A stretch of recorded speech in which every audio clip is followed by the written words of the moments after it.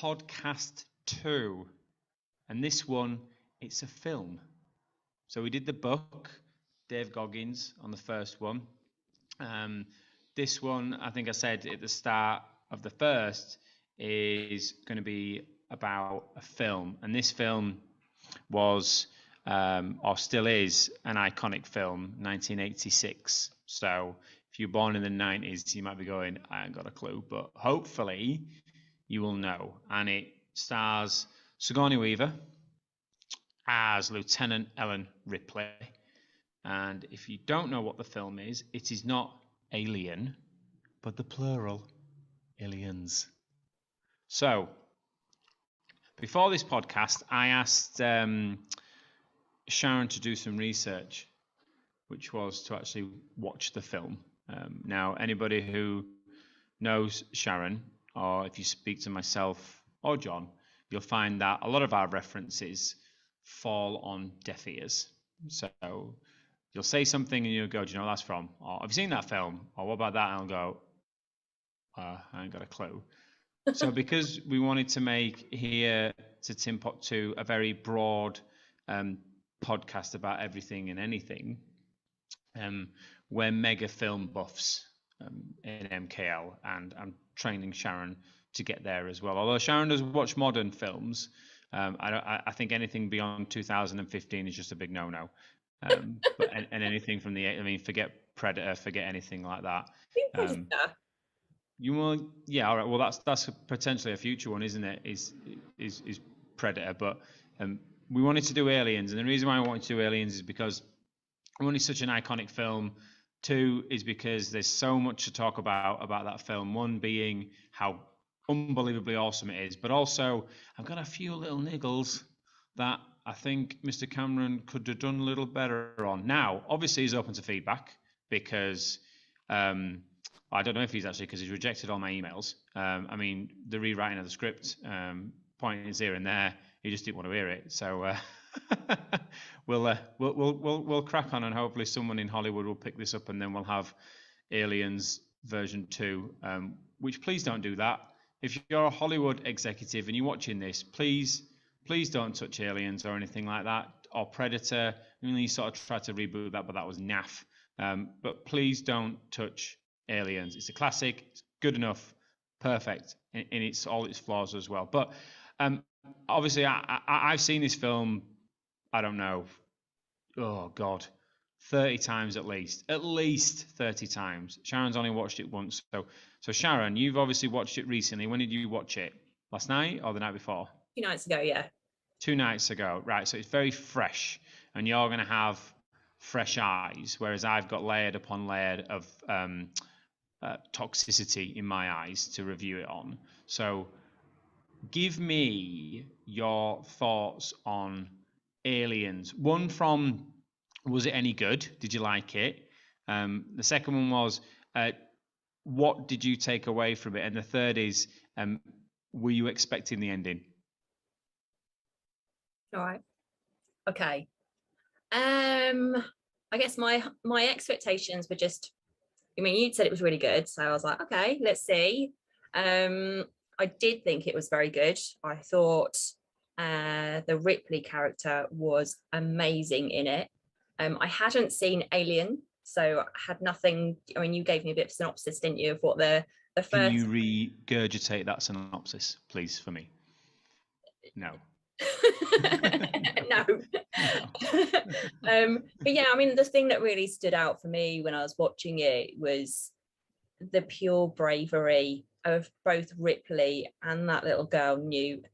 They'd been through it. They'd both seen the alien or aliens for the Newt, and had lost people, and that really bonded them. And you just saw all the way through the inner grit that they had to bring to that mission to survive, and that bond was created quite quickly, wasn't it? Because they both experienced it, and they were surrounded by these other people who were, all macho and everything, look at us. And then in the face of it, some of them just ran away, didn't they? Others, they were survived, didn't they? Other than, we're going to jump around a little bit, but I know Hicks survived.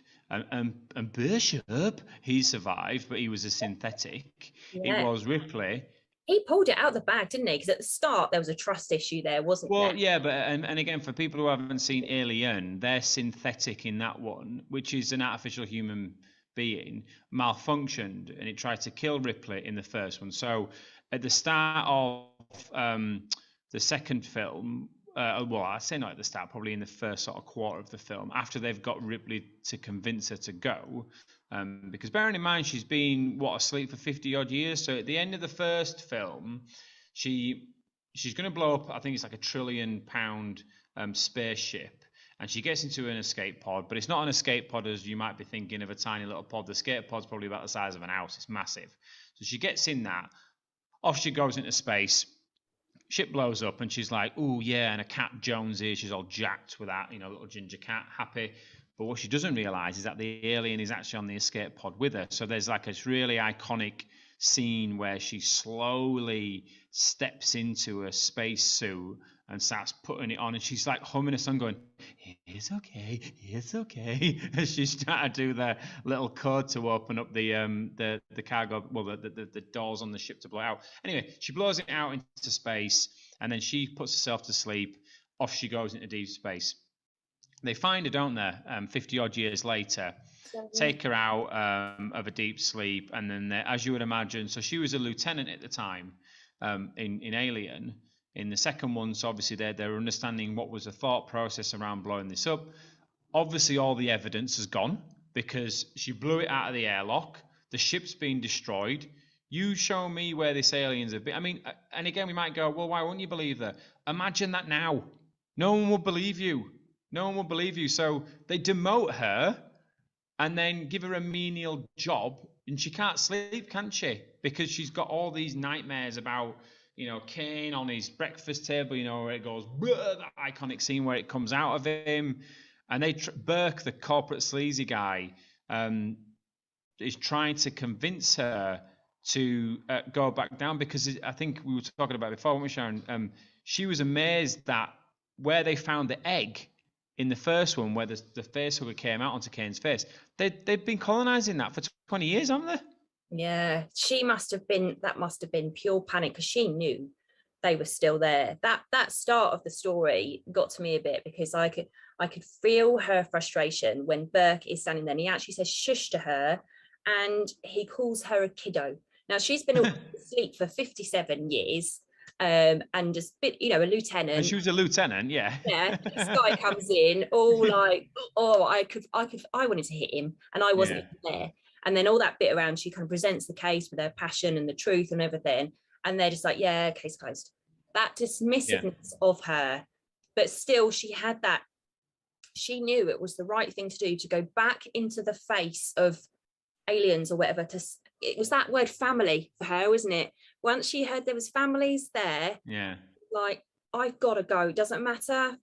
I don't matter in this. I've got to go and do this. And then she's surrounded by these people that, where she gets on the ship and she says, how many missions have you done? Oh, the Marines. So when they meet the Marines, who, by the way, one of them, Hicks, is played by the character who is Kyle Reese in Terminator, the original Terminator with Arnold Schwarzenegger. So he was a bit of an iconic star in the sort of like late 70s, in the 80s area. But that they were great. I mean, typical tactical US Marines. If you could write a cartoon style US Marine, those guys, very macho. I mean, when they all come out of their stasis sleep, they're all doing pull-ups straight away. And you've got Vasquez, who's the female one there, which is interesting because she's probably harder than most of the guys. And she sees Ripley, doesn't she? And she goes, who's Snow White?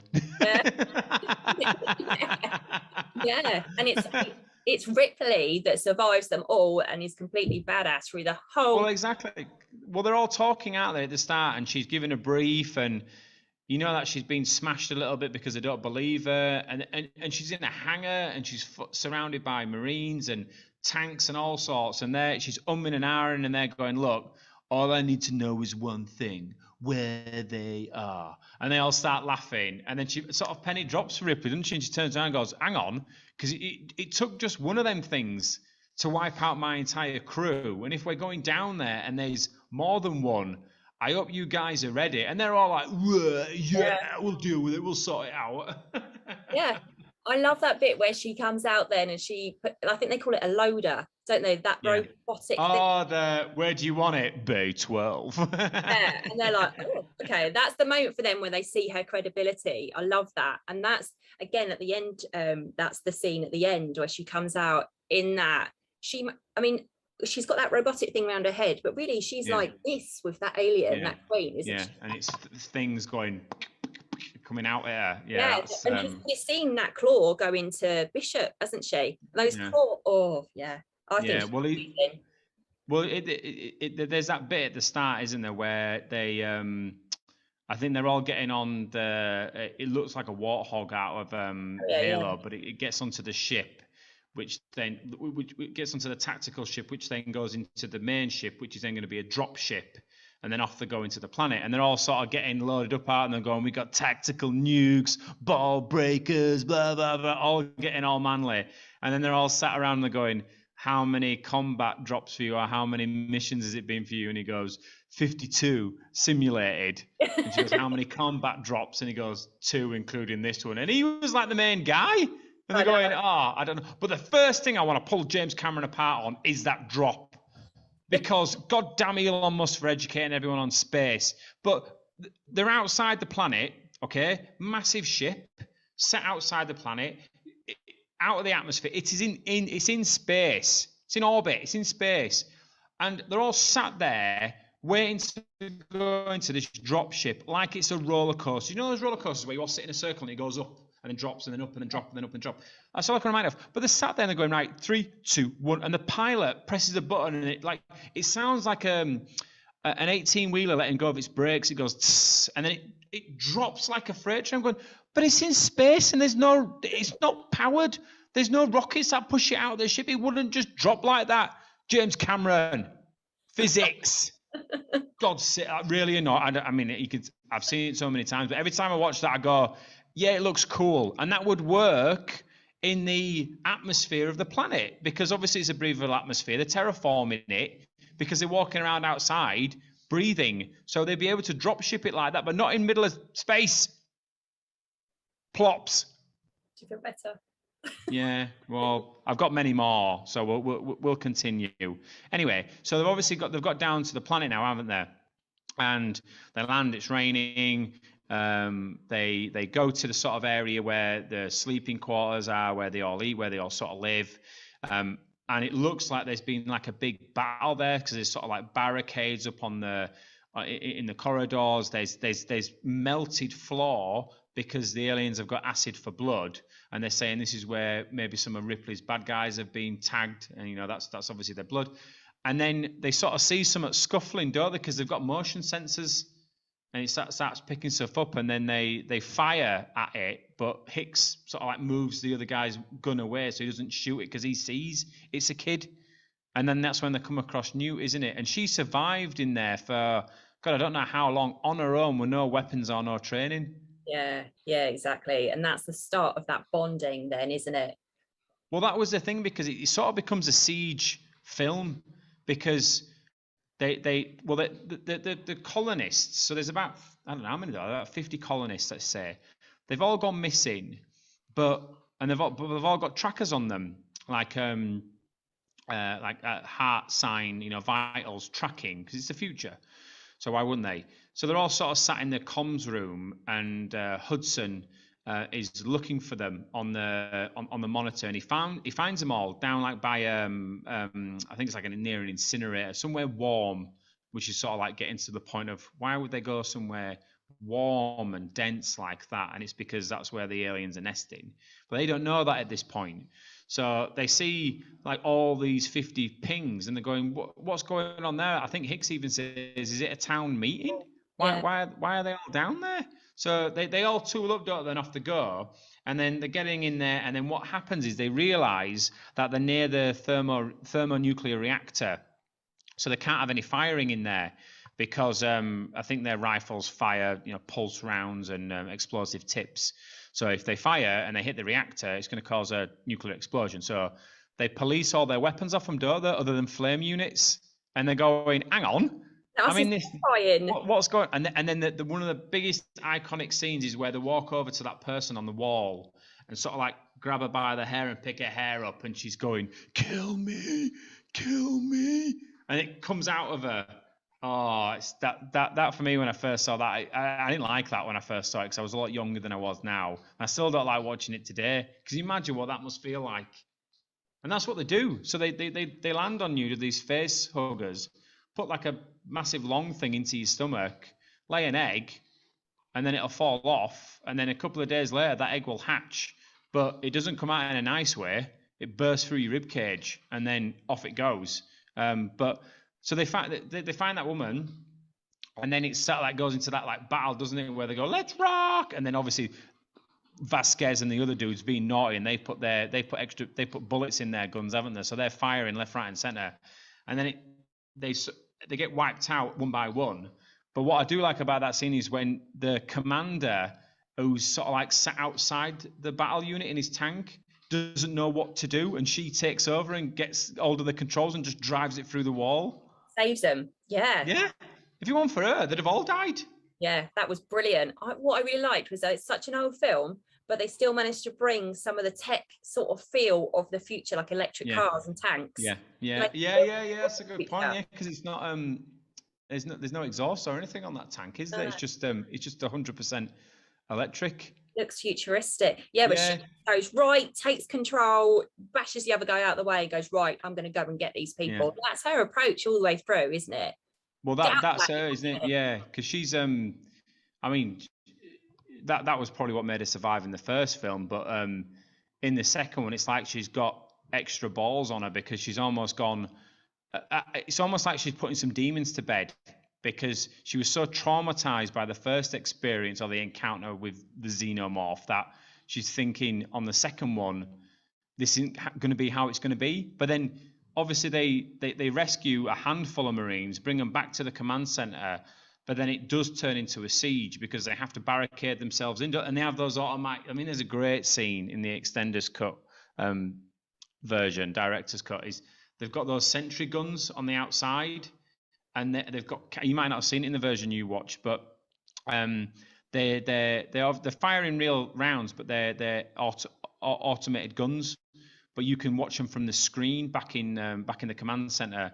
And as the aliens are coming down, these guns are going off, and you see the counter going down even more as these guns are just firing left, right, and center. It's such a great scene, is that watching these guns go after these aliens. But what I did find interesting is it was Bishop that volunteered to go over to do the uplink to get the other spacecraft down, because obviously that the first one got she crashed it because there was an alien on board of it, and then you can sort of see that bond between him and Ripley going, not that bad. But he says you're not bad for a human, doesn't he, right at the end? It's interesting.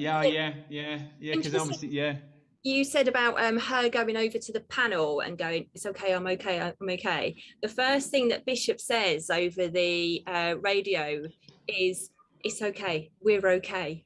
Later on as well, he says, oh, you're okay for a human. I wonder if there is subtle differences like that, dotted about it. She says something like, the first thing she says to him when he lands the craft before he gets the thing through his stomach is, she says, you were okay, you did okay. So there's a bit of a theme there of that, isn't there? But yeah, he says, yeah, I'll do it, I'm the only one experienced enough to do it anyway, and the other guy's like, yes, that's a fantastic idea. Hudson's like, yeah, you go do it, because he's like, everybody's good. And you get those people in life, don't you? You get the ones that are quiet, the ones that are taking charge, the ones that are quietly confident and will put their hand up and say, I'll just go do that. And then you got the other guy who's going absolutely nuts, going, we're all going to die, what we're doing, put the kid in charge then if she survived, blah, blah, blah. I'm going, chill out, for God's sake. Well, then it leads me to one of the other critiques I have, which is there's that scene where Newt is trying to go to sleep in the medical bay, and Ripley goes to check on her, and this is after the fact that Hicks has taught her how to use the guns, and he's given her that little motion tracker on her wrist, so he can keep an eye on her, and you can see sort of like a little maybe romance between those two. There's like a little, oh, is there going to be some space love? I don't know if that's the thing, but anyway.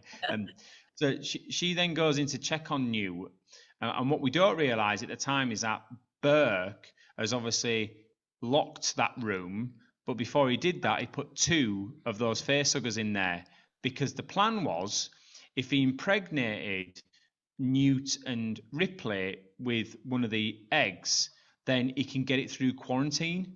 And you can imagine, can't you, a corporation doing that? You just could. Couldn't you?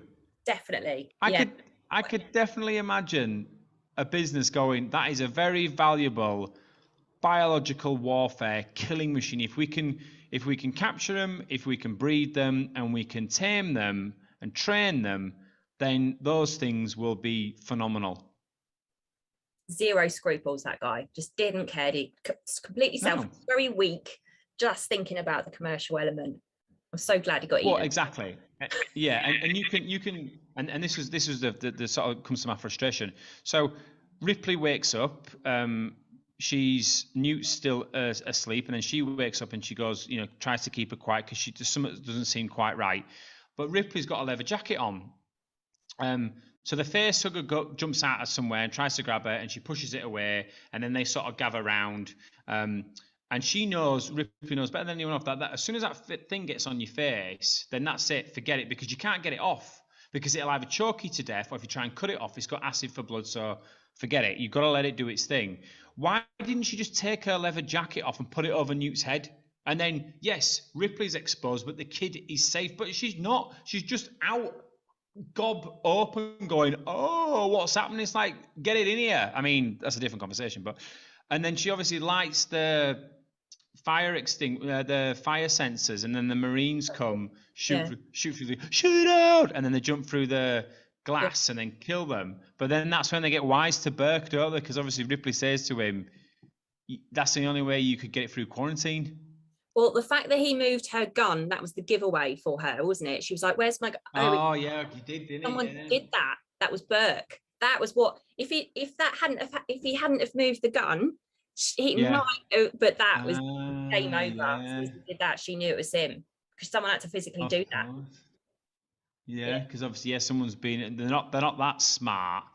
I mean, especially the facehuggers, they're not that smart to be able to go get it. But so then they're gonna kill Burke out of it, but then they cut the power, because obviously they're very switched on. I mean, we shouldn't assume. I was having this conversation with John the other day. You shouldn't assume that because they can't speak English, they are not intelligent. But then would a bee know how to cut the power because they're an intelligent being in their own? But it's an interesting debate to have about that. Would it know what cutting the power was?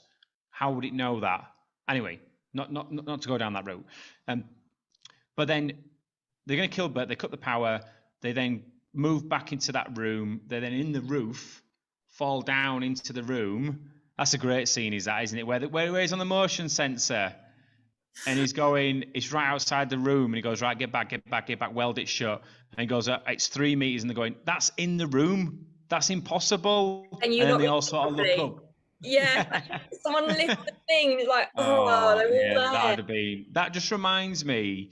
So last night, there was a spider in Lucas's room, who's my 6-year-old, and he knows better than most that I won't go into any spiders, but he will. And he sort of put his hand up to grab the spider, but it went pew and jumped out, and he went nuts with that. And it just reminds me of that scene when they look up and they're all sort of like crawling towards them. It's just horrible. But then we're getting close to the third critique, which is they then battle them in that room. They then get pushed down those sort of like air duct shafts, don't they? And Vasquez and I can't remember the name of the other guy, the other lieutenant, Imu banged his head. What's his name? It's gone. Blow themselves up. So they sort of like detonate that hand grenade, don't they? So they don't want to get munched or impregnated. Right. But then at the same time, Newt is crossing over an open duct. So it's like a fan, moving very slowly. And the force of the explosion then makes Newt slip and slide down an air shaft. Now, if you haven't seen Aliens, I would highly recommend you do, but if you have, you will know from the panning shots of that ship coming in that that site is massive. Massive. It is like a city, and they're quite high up. So Newt falls down that shaft, and for me, I'm sat there thinking she could be falling for I don't know how long, 20, 30 minutes, in and out, moving all of those shafts could go anywhere.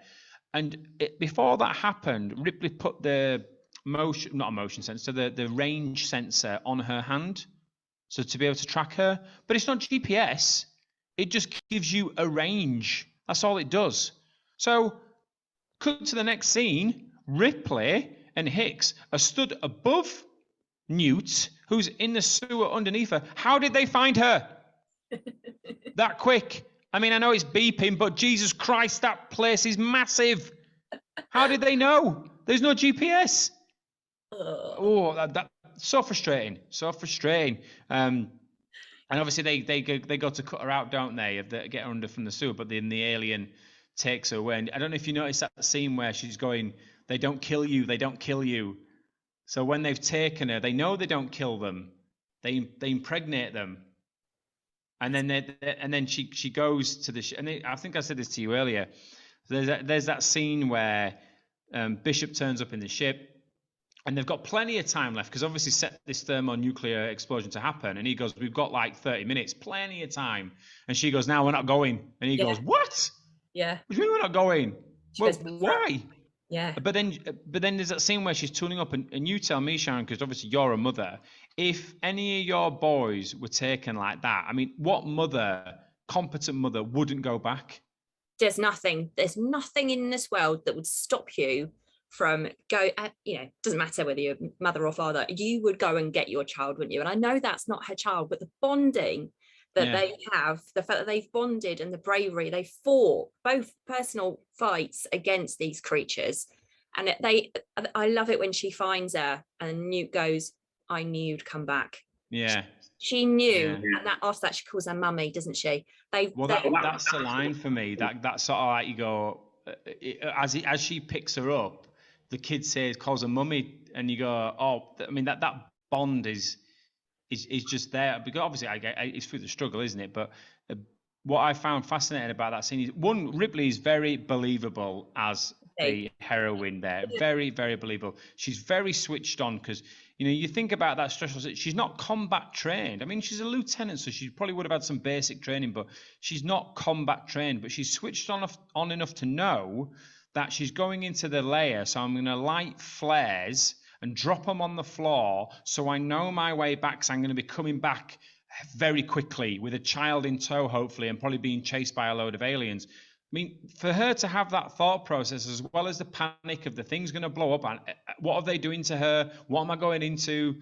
That for me was really impressive. And then when she gets down there and sees the Queen, I love that scene when the Queen nudges sort of like the other aliens not to go near her. For me, when she's backing out the room and she's got her flamethrower thing, and she looks at the Queen, and they sort of look, don't they? And then she sees that egg open, and it opens, doesn't it? And she does that thing with her neck where she's like, right, game on. Yeah. And she just gets her flamethrower and just flames all the eggs. That scene for me. She knows that's going to enrage the Queen, but she knows she can't leave the eggs there. And as you see that tube of eggs detached, and you go, all right, now something massive is going to go down. And she knows it too, and she knows she's got to escape, but it's the right thing to do. Well, that thing's attached to the Queen, isn't it? It's like that for me looks like it's a one-time gig. So once that like impregnating tube is on the Queen, that's there. And once she breaks off from that, you can't, because it looks like it almost grows out of her over a significant period of time, where she goes into sort of like mating season. But again, another critique there would be, she could have easily. I mean, it's not good for the film. But let's walk it through a different way. So she's got Newt. She's walking out of the room. The Queen has told the other aliens to leave her alone. There's a bit of a mutual respect thing going on there. the Queen doesn't know there's going to be a thermonuclear explosion of that planet. She doesn't know anything. So she could have walked out, casually gone in the lift, got into the ship, taken off, and then boom, she'd have killed all those aliens. But I think she was trying to kill some demons in herself at the same time. But then when the music started and you see the counter of the gun, of the bullets going down, and she's sort of like staring and grunting, I get jacked at that scene. It's so good. It's just so good where she throws the grenades in and then she gets chased. And I think we were talking about this earlier as well, where that kid who's probably, 8 or 9 years old? I mean, I've got a 6-year-old now and he's quite heavy. He's like a spider monkey all over you. But to be able to have that kid and then run and then climb the ladder and then know that that queen is chasing you down, that's pure adrenaline. I know. It was the lift. I could hear the woman, I could hear the Queen screaming, knowing what that thing is capable of and how we've enraged it. That lift wasn't coming and she had to go up the ladder, didn't she? With the child hanging on, hearing the countdown, like you've got 2 minutes left or whatever, and the lift's not coming and the screams. Oh. She doesn't even know if the ship is waiting for her at the top, does she? Well, no, exactly. That's the thing. But then put yourself in the other shoes. You're the Queen. So she's just killed all your kids. I mean, it doesn't matter if it's a gooey alien or an egg sac or whatever. She's given birth to those things. I mean, she's only doing what an alien will do. Yeah. Which is just impregnating things and eating people. That's just what that species does. But she's just blown up all those eggs, which is her children, to get her one child. Why wouldn't that Queen be kicking off? Oh, absolutely. Yeah. And then when she gets to the roof and there's no ship, and then she can hear the lift coming up, and she knows it's that Queen, and she's still hearing the countdown, and she's got the kid, and she's just like that and suddenly Bishop comes up. Yeah, that's such a great scene. Is that? I mean, because you think, don't you? You get a sort of glimpse of its intelligence in some ways, because again, it's not her fault, Ripley's, because it's panic central, isn't it? So she's smashing the buttons on every single lift to come. There's 2 lift shafts. So one starts and then the other one starts afterwards. She forgets about that other one because she's got in her lift. As that second lift opens, you sort of see the Queen look at it, and like a dog does when you make a funny noise and it goes, It's sort of like the Queen goes, can I get in there? And will that take me up? And then that when she says to New, so she's got no bullets left. She's got nothing left in a gun, or no gas in a flame, nothing. So she tells her to close her eyes, doesn't she? She goes, close your eyes, because this is going to be bad. And then the ship comes up behind her, and it's Bishop, and then the music starts again. She jumps on, and then bosh, off it goes.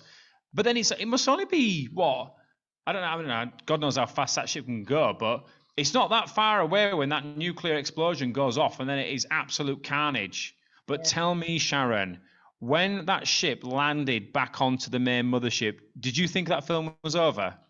Well, I saw there was like 11 minutes left, and I thought, okay, either there's going to be a boring bit around Burke suddenly reappeared or something like that. And I thought, there's 11 minutes to go. Is it over? Isn't it over? It should be over. And I was like, ugh. And then, of course, suddenly the Queen's there with a javelin. That tail just goes whoosh straight through Bishop. And then all the white synthetic sort of blood just starts pouring out everywhere. And he's in half and he's just laying on the floor still alive. Ugh. Oh, it's so good. But then, obviously, she runs off, doesn't she? Newt goes under the floor. That grid box thing, yeah. Yeah. And then she's up, and then the Queen's lifting up the grate. It's like checkered floor. So the Queen's lifting up the grate, trying to get it new. And then, I mean, it's sort of like, it's a nice stitch back to the beginning of the film, because she opens the door and she's in that that powered forklift truck suit. Yeah. And she walks over to her, and it sounds like, and then that iconic line of "Get away from her, you bitch!" Yeah. And then then there's that fight. It's so good. It's so good. But then I was so frustrated at the end because, again, goddamn SpaceX and everyone else and TikTok, who were geniuses on the concept of physics and space. So the last time I watched it, Ripley and the Queen are fighting. The Queen's big, real big is the Queen. Very powerful animal. So she has to wear a forklift truck suit. And it does sound like, as I am saying it, it is a forklift truck suit. So its pincers are forklift truck. So that's how it picks stuff up. Very, very, very strong piece of equipment. But she drops the Queen into the sort of like hangar bay door area, and then she falls down, doesn't she, in with it, and then the forklift truck sort of suit lands on top of the Queen. And this forklift truck suit must be a couple of tons, it's quite heavy. So as Ripley then jumps out of the forklift truck and he's climbing up the ladder out of the sort of like loading bay door area, the Queen grabs a foot, and coincidentally and very conveniently, there is a button next to the exact point where the Queen grabs Ripley's foot, and she presses the button and it opens the cargo bay doors into deep space. Now, I don't want to jump around in films here, but if you've seen Alien Resurrection, there's a scene where there's a hole probably about that big in the ship, and the alien, that sort of like half alien, a bit human, looks a bit humanoidish, gets sucked out of it because of the pressure. The cargo bay doors in Aliens is probably, I don't know, you could easily fit an 18-wheeler in there, massive. And then I think I Googled it, and I think it said that for every inch in space, in the vacuum of space, it's 10 pounds of pressure per square inch. So how much pressure must that have been within that environment to suck that out? And then how much more pressure or force, pounds per force, would Ripley need to be able to counterbalance that, to be able to climb up the ladder and then close the door? Yeah. She's like Superman. One point she's literally she's got the ladder in the crook of her elbow, and that's it. She's hanging on by her elbow. That would her arm off. Yeah, and then she climbs up, and then his body in is just bouncing across. His half a body. Yeah. I so good, but I really did you enjoy it though? I did. I really did, actually. Yeah. I was making a tiara at the same time, which I thought went brilliantly, really, really clearly, watching a really, really film like that. But no, I did really enjoy it. And as you say, she's a very believable heroine. And the bravery that bonded Newt and her together and just meant they could surpass anything that alien threw at them, aliens plural, threw at them. It was amazing to see. Yeah, don't watch the third one then, because that'll bum you out. They sort of like went downhill a little bit after then. So first one was good. Second one I think is by far the best. Third one, they're on a prison planet, and then the fourth one I think is Alien Resurrection, I think, I can't remember. And then it goes, and then they started doing the weird thing of the mashing the franchises together. So it was Alien versus Predator. I mean, that's the other one we should talk about is Predator. I absolutely love that film. But so that was, I think we should bring it to an end there. That was us just reviewing Aliens. Again, there was no agenda to this other than just to talk about something that we really enjoyed, pull it apart. If anybody's got any comments, or agrees or doesn't agree with what we've said, put them in the comments of the social platforms that this is going to be uploaded on, and maybe even put in what other things you want us to watch or read or do or chat about, and we'll do it. But no, thank you very much for watching. Thanks, Mark. Have a great day. Bye, everyone. You too.